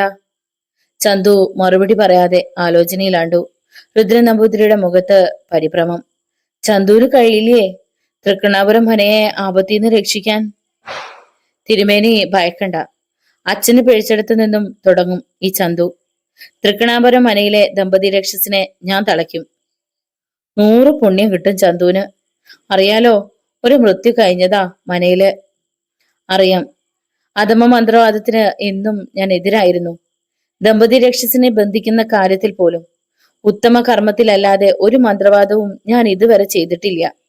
നിയോഗമായിരിക്കാം ദുർമന്ത്രവാദത്തിന്റെ പാതയിലേക്കുള്ള മാറ്റം. ചന്തു ദീർഘമായി നിശ്വസിച്ചു. വേർപാട് കർമ്മം എന്ന് നടത്താനാവും? രുദ്രൻ നമ്പൂതിരിയുടെ ചോദ്യത്തിനു മുമ്പിൽ ചന്തു ഒന്ന് പതറി. പിന്നെ പറഞ്ഞു, ഇന്ന് ഞാൻ തൃക്കണാപുരം മനയിലെത്തും. മറ്റു കാര്യങ്ങൾ അവിടെ വന്നിട്ട് പറയാം. ഇപ്പോഴാ നേരെ ശ്വാസം വീണേ. രുദ്രൻ നമ്പൂതിരി അമർന്നിരുന്നു. അങ്ങടെ എത്തുന്നതിന്റെ മുമ്പ് എനിക്കിവിടെ ചില ജോലികളുണ്ട്. 2 ആഴ്ചയായിട്ട് എല്ലാം താറുമാറായി കിടക്കുന്നു. ചന്തുവിനെ ബുദ്ധിമുട്ടിക്കണില്ല. നാം ഇറങ്ങുകയായി. രുദ്രൻ നമ്പൂതിരി എഴുന്നേറ്റു. അവർ തിരിച്ചുപോയി. മരിച്ച പുല കാരണം വാസനാമൂർത്തി ക്ഷേത്രത്തിൽ വിളക്കുവെപ്പും പൂജയും മുടങ്ങിയിട്ട് ദിവസം 16 ഇന്ന് അതിന് വീണ്ടും തുടക്കം. ചന്തു രക്തചാമുണ്ടേശ്വരി ക്ഷേത്രം തുറന്നു. നിലവിളക്കിൻ തിരികൾ കത്തി അമർന്നതിന്റെ അവശിഷ്ടങ്ങൾ. തുളസിയിലയും തെച്ചിപ്പൂക്കളും വാടിക്കരിഞ്ഞിരിക്കുന്നു. ഒക്കെ തൂത്തുവാരി നിലവിളക്കും തൂത്തുവിളക്കും തുടച്ചു വൃത്തിയാക്കി എണ്ണയൊഴിച്ച് കത്തിച്ചു. ചന്ദനത്തിരി ധൂപമുയർന്നു. ചുവപ്പ് ചെമ്പരത്തിപ്പൂവിതൾ കൊടുത്ത മാല രക്തചാമുണ്ടേശ്വരിയുടെ കഴുത്തിൽ ചാർത്തി. ചുണ്ണാമ്പും മഞ്ഞളും കലക്കി വെച്ച ഗുരുതിക്ക് രക്തനിറം. ചാമുണ്ടേശ്വരി വിഗ്രഹത്തിന് അഭിമുഖമായി ഇരുന്ന് നാക്കുലയിൽ നിന്നും ഒരു നുള്ള പുഷ്പമെടുത്ത് 2 കൈകളിലും പകുത്തു പിടിച്ച് പ്രാർത്ഥിച്ച ശേഷം ഗുരുതിയിലേക്കിട്ടു. 3 പ്രാവശ്യം അങ്ങനെ ചെയ്ത് ശംഖ് ഗുരുതിയിൽ മുക്കി മന്ത്രം ജപിച്ച് വിഗ്രഹത്തിന്റെ പാദങ്ങളിൽ ഒഴിച്ചു. അതിനുശേഷം രക്തചാമുണ്ടേശ്വരിയുടെ വിടർന്ന കണ്ണുകളിലേക്ക് നോക്കി ചന്ത് പറഞ്ഞു, സകല ദുരിത പരിഹാരങ്ങൾക്ക് അവതരിച്ച ദേവി, തറവാടിന്റെ മാന്ത്രിക പാരമ്പര്യം നിലനിർത്താൻ അടിയനിത കാരിരുമ്പിന്റെ ശൂലമേതുന്നു. ചിന്തിക്കുന്നതും പ്രവർത്തിക്കുന്നതും നന്മയായിരിക്കണമേ, അനുഗ്രഹിക്കണമേ ദേവി. പ്രാർത്ഥിച്ച് നമസ്കരിച്ച് എഴുന്നേറ്റ ചന്തു തറയിൽ വിരിച്ച പട്ടിൽ കിടക്കുന്ന ശൂലത്തിലേക്ക് നോക്കി. പഴക്കം നിർണയിക്കാനാവാത്ത ശൂലം. കാളിയാട്ട് തറവാട്ടിലെ മഹാമാന്ത്രികന്മാരുടെ സന്തത സഹചാരിയായി എത്രയോ തലമുറകളോടൊപ്പം നിന്ന പവിത്രമായ ആയുധം. അധമ കർമ്മത്തിന്റെ ഉപാസകനായി ഒരു ദുർമന്ത്രവാദിയാകുന്ന മുഹൂർത്തം. ചന്തു ഭക്ത്യാദരവോടെ ശൂലം തൊഴുതെടുത്തപ്പോൾ പ്രകൃതിയുടെ മട്ടുമാറി. കത്തിയെരിഞ്ഞ സൂര്യൻ അപ്രത്യക്ഷമായി. മാനം കറുത്തു. മിന്നൽ പിണറുകളും മേഘഗർജനങ്ങളും. ആർത്തലച്ച് മഴ പെയ്യാൻ തുടങ്ങി. ശ്രീകോവിലിനകത്തേക്കും കാറ്റ് കടന്നെത്തി. തൂക്കിവിളക്കുകൾ ഊഞ്ഞാലാടി. തിരിഞ്ഞു നോക്കിയ ചന്തു പ്രകൃതിഭേദം കണ്ട് മന്ദഹസിച്ചു. ശ്രീകോവിൽ അടച്ച് പുറത്തിറങ്ങി. ചന്തുവിനെ മഴ തടഞ്ഞു നിർത്തി. അല്പനേരം ക്ഷേത്രമുറ്റത്ത് നിന്നു. മഴ ശമിച്ചതോടെ വീട്ടിലേക്ക് മടങ്ങി. തറവാട്ടിലെ മച്ചിനകത്താണ് മന്ത്രവാദത്തിന്റെ താളിയോലക്കെട്ടുകൾ ഉള്ളത്. ഇടനാഴികയിൽ 2 മുറികൾക്ക് മധ്യേ മച്ചിന്റെ പിത്തളക്കെട്ടുള്ള വാതിലിനു മുമ്പിൽ ചന്തു നമ്രശിരസ്കനായി. കാളിയാട്ട തറവാട്ടിലെ അതാത് കാലത്തെ മന്ത്രവാദികൾക്ക് മാത്രമേ മച്ച് തുറക്കാൻ അധികാരമുള്ളൂ. താക്കോലും പൂട്ടും മച്ചിന്റെ വാതിലിനില്ല. മന്ത്രവാദിയുടെ നോട്ടത്തിന്റെ രൂക്ഷതയിലും മന്ത്രശക്തിയിലും അകത്തെ താഴ് തനിയെ തുറക്കാറാണ് പതിവ്. ചന്തു മുഖമുയർത്തി. കണ്ണുകൾ വാതിലിന്റെ മർമ്മഭാഗത്ത് പതിഞ്ഞു. നെഞ്ചകത്ത് മന്ത്രധ്വനി ഉയർന്നു. പെട്ടെന്ന് വലിയ ഞെരക്കത്തോടെ വാതിൽപ്പാളികൾ മലർക്കെ തുറക്കപ്പെട്ടു. അന്ധകാരം നിറഞ്ഞ മച്ച്. ചന്തു വലതുകൈ ഉയർത്തി. അടുത്ത നിമിഷം മച്ചിലെ നിലവിളക്ക് എരിഞ്ഞു. 7 തിരിയിൽ കത്തുന്ന നിലവിളക്കിന്റെ പ്രകാശത്തിൽ കണ്ടു പട്ട് വിരിച്ച പീഠം. തറവാടിന്റെ പരദൈവമായ ഭുവനേശ്വരി സങ്കല്പത്തിലുള്ള പീഠം. തെക്ക് ഭാഗത്ത് പത്തായത്തിന്റെ മുകളിൽ മരത്തിന്റെ കാൽപ്പെട്ടി. ചന്തുവിന്റെ കണ്ണുകൾ കാൽപ്പെട്ടിയിലും പതിഞ്ഞു. നോട്ടത്തിന്റെ തീക്ഷ്ണതയിൽ കാൽപ്പെട്ടിയുടെ മൂടി തുറന്നു. അതിനകത്ത് നിരവധി താളിയോലക്കെട്ടുകൾ. ഉത്തമ മധ്യമ അധമ കർമ്മങ്ങളുടെ മന്ത്രശേഖരം. ചന്തുവിന്റെ കണ്ണുകൾ തിളങ്ങി. ഒരു താളിയോലക്കെട്ടെടുത്ത് നിലവിളക്കിന്റെ അരികത്തിരുന്ന് അതിന്റെ വെളിച്ചത്തിൽ ഓലയിൽ കണ്ണു പായിച്ചു. അറിയാത്ത മന്ത്രങ്ങൾ, ചെയ്തിട്ടില്ലാത്ത കർമ്മങ്ങൾ. ഒട്ടേറെ നേരത്തിനു ശേഷം താളിയോലക്കെട്ട് യഥാസ്ഥാനത്ത് വെച്ച് ചന്തു മച്ചിനകത്തു നിന്നും പുറത്തിറങ്ങി. മച്ചിന്റെ വാതിൽ യാന്ത്രികമായി കുട്ടിയടയ്ക്കപ്പെട്ടു. തൃക്കണാപുരം മനയിലെത്താൻ ചന്തു ഒരുങ്ങി. നേരിത് കഴുത്തിലൂടെ 2 അറ്റവും തൂക്കിയിട്ട് ശൂലവുമേന്തി പുറത്തേക്കിറങ്ങി. മുഖഭാവം പതിവിന് വിപരീതം. കണ്ണുകൾക്ക് മൂർച്ചയേറി. എന്തോ തീരുമാനിച്ചുറപ്പിച്ച മട്ട്. വീട് പൂട്ടി മുറ്റത്തിറങ്ങുന്നേരം മുറ്റത്തിനും അപ്പുറത്തെ കിളിച്ചുണ്ട മാവിന്റെ തണൽ ഇറയത്തോളം എത്തിയിരുന്നു. ചന്തു തറവാടിന്റെ മുറ്റം കടന്നു. കുളവും പടിപ്പുരയും കഴിഞ്ഞ് വയൽവരമ്പിലേക്ക് ഇറങ്ങി. അകലെ തൃക്കണാപുരം മനയുടെ പടിപ്പുര. പടിപ്പുരയിലേക്ക് ആനയിക്കുന്ന വഴിയിൽ ചന്തു നിന്നു. നെറ്റിയിൽ സംശയത്തിന്റെ ചുളി വീണു. തെക്ക് വശത്തേക്ക് പെട്ടെന്ന് തല വെട്ടിച്ചു നോക്കി. 2 കരിമ്പൂച്ചകൾ. അവയുടെ തുറിച്ച കണ്ണുകൾ ചന്തുവിന്റെ നേർക്ക് പതിഞ്ഞു. അലറിക്കരഞ്ഞ അവ പെട്ടെന്ന് അപ്രത്യക്ഷമായി. പടിപ്പുര കടന്ന് ചന്തു തൃക്കണ്ണാപുരം മനയുടെ മുറ്റത്തേക്ക് നടന്നു. ചീവീടുകളുടെ ശബ്ദത്തിന് പഞ്ചവാദ്യ താളം. രുദ്രൻ നമ്പൂതിരി പൂമുഖത്തെ ചാരുകസേരയിൽ ഇരിക്കുകയാണ്. മുറ്റത്ത് കൂട്ടിയിട്ട നാളികേരത്തിൽ ഓരോന്ന് തെരഞ്ഞെടുത്ത് കുലുക്കി വിളവ് നോക്കിയാണ് രാമൻ നായർ. ഗ്ലാസുമായി ചന്ദ്ര പൂമുഖത്തേക്ക് വന്നു. കഷായം. ചന്ദ്ര രുദ്രൻ നമ്പൂതിരിക്ക് ഗ്ലാസ് നീട്ടി. അയാളത് വാങ്ങി കഷായം വായിലേക്ക് ഒഴിച്ച് ഗ്ലാസ് തിരിച്ചു കൊടുത്ത് മുഖമുയർത്തിയപ്പോഴാണ് ചന്തുവിനെ കണ്ടത്. വന്നൂലോ ചന്തു. രുദ്രൻ നമ്പൂതിരിയുടെ കണ്ണുകൾ വിടർന്നു. എല്ലാ കണ്ണുകളും മുറ്റത്തേക്ക്. തിടമ്പെഴുന്നള്ളിപ്പ് കാണുന്നവരെ പോലെ അവരുടെ മുഖത്ത് ഭയഭക്തി നീളിച്ചു. നേരത്തെ ഇങ്ങോട്ട് എത്തിയില്ലോ. രാമൻ നായർ ചന്തുവിനെ നേരെ നോക്കി. സന്ധ്യയാകുമ്പോഴേക്ക് തറവാട്ടിൽ തിരിച്ചെത്തണം. മുഴങ്ങുന്ന മറുപടി. പൂമുഖത്തിണ്ടയിലെ കിണ്ടിയുടെ വാൽ പാദത്തിലേക്ക് ചെരിച്ച് ശുചിയാക്കി ചന്തു പൂമുഖത്തേക്ക് കയറി. ഈ മനയിൽ ദമ്പതി രക്ഷസുകൾ മാത്രമല്ല, പരിസരം മുഴുവൻ പ്രേതങ്ങളാ. ചന്തു രുദ്രൻ നമ്പൂതിരിയെ നോക്കി പറഞ്ഞു. രുദ്രൻ നമ്പൂതിരി ഞെട്ടിപ്പോയി. പ്രേതങ്ങൾ? അതെ. ചന്തു കസേരയിലിരുന്നു. എല്ലാവരെയും നോക്കി മന്ദഹസിച്ചിട്ട് ചന്തു രുദ്രൻ നമ്പൂതിരിയുടെ നേർക്ക് തിരിഞ്ഞു. ഒരു കിണ്ടി, കുറച്ച് പുഷ്പവും തിരികളും നാക്കിലയും നിലവിളക്കും ഒരു പുൽപ്പായും ഒരുക്കിക്കോളൂ. ഉവ്. ശങ്കരൻ നമ്പൂതിരി രാമൻ നായരും ചേർന്ന് ഒക്കെ ഒരുക്കുക. ചടേന്ന് ആയിക്കോട്ടെ ട്ടോ. രുദ്രൻ നമ്പൂതിരി ശങ്കരൻ നമ്പൂതിരിയെയും രാമൻ നായരെയും നോക്കി പറഞ്ഞു. അവർ ഒരുക്കങ്ങൾക്കായി അവിടെ നിന്നും പോയി. ദമ്പതി രക്ഷസുകളെ മാത്രമേ പേടിയുണ്ടായുള്ളൂ. ഇപ്പോ രുദ്രൻ നമ്പൂതിരി വല്ലാത്ത വിഷമത്തിലായി. ഞാനൊരു സത്യം പറഞ്ഞു. ചില ജന്മരാശിയിൽ ജനിച്ചവർക്ക് മാത്രമേ അങ്ങനെ കാണാനാവൂ. ചില തറവാട്ടു പറമ്പുകൾക്കൊക്കെ ഈ പ്രതിഭാസമുണ്ട്.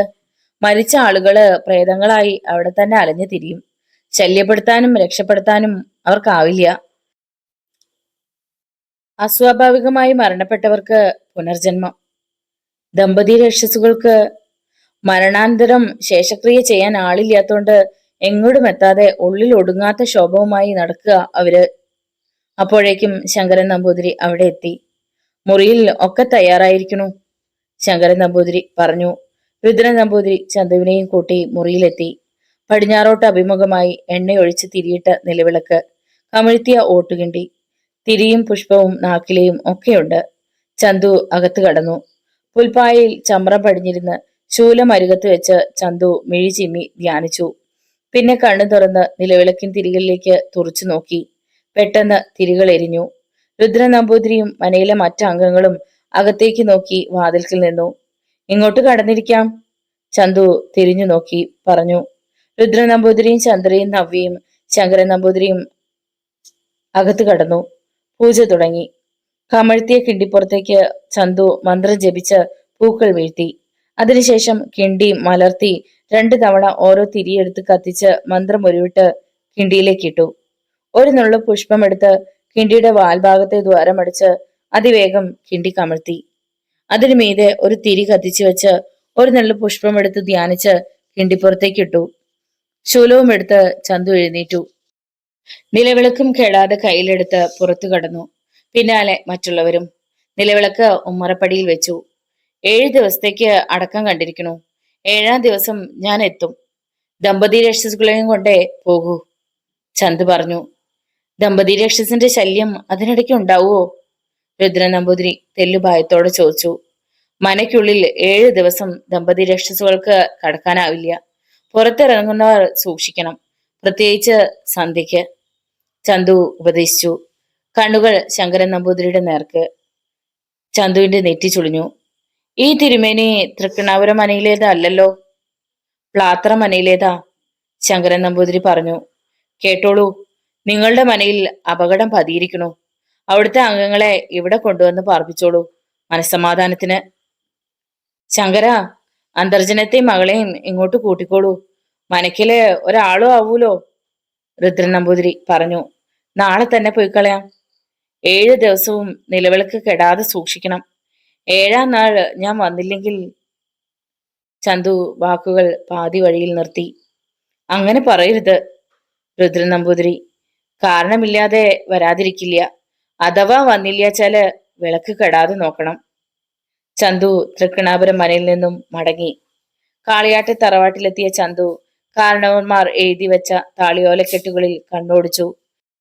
രാവേറെ ചെല്ലുവോളം ഉഗ്ര മാന്ത്രിക ഗ്രന്ഥങ്ങൾ പഠിച്ചു കഴിയണമെങ്കിൽ ഒരു പുരുഷായുസ് തികയില്ല. കൊടിയ മാന്ത്രികന്മാർ ജനിച്ച വീട്ടിലാണല്ലോ തന്റെ ജനനം എന്നോർത്തപ്പോൾ ചന്തുവിന് അഭിമാനം തോന്നി.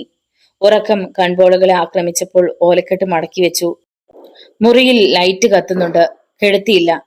ചന്തു ഉറങ്ങാൻ കിടന്നു. ഉറക്കത്തിൽ എപ്പോഴോ ചന്തു ഞെട്ടി ഉണർന്നു. ചുമരിലെ ക്ലോക്കിൽ നോക്കിയപ്പോൾ അർദ്ധരാത്രി. മുറിക്കകത്ത് അല്ല, മുറിക്ക് പുറത്ത് പാദസരത്തിന്റെ പദചലനം. ആരോ അങ്ങോട്ടും ഇങ്ങോട്ടും നടക്കുന്നുണ്ട്. ആരായിരിക്കും?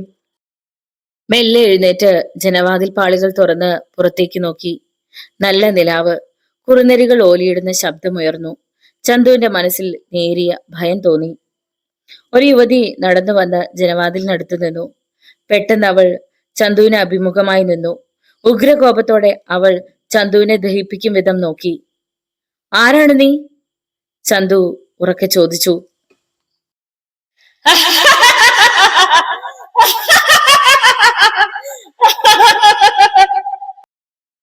അവൾ പൊട്ടിച്ചിരിച്ചു. അടുത്ത നിമിഷം അവളുടെ കഴുത്തിന് ചുറ്റും ചോര പൊടിയുന്നത് കണ്ട ചന്തു പ്രാർത്ഥിച്ചു. രക്തചാമുണ്ടേശ്വരി, തുണയ്ക്കണമേ. അവൾ ജനവാതിലിന്റെ അടുത്തേക്ക് നടന്നെടുത്തു. നോവലിന്റെ തുടർന്നുള്ള ഭാഗങ്ങൾ കേൾക്കാൻ വേണ്ടി ചാനൽ സബ്സ്ക്രൈബ് ചെയ്യുക. നിങ്ങളുടെ വിലയേറിയ അഭിപ്രായങ്ങളും നിർദ്ദേശങ്ങളും വിമർശനങ്ങളും കമന്റ് ബോക്സിൽ രേഖപ്പെടുത്തുക. വീഡിയോ ഇഷ്ടമായാൽ ഒന്ന് ലൈക്ക് ചെയ്ത് മറ്റു സുഹൃത്തുക്കൾക്ക് കൂടി ഷെയർ ചെയ്ത് നൽകുക. നന്ദി. നാളെ കാണാം.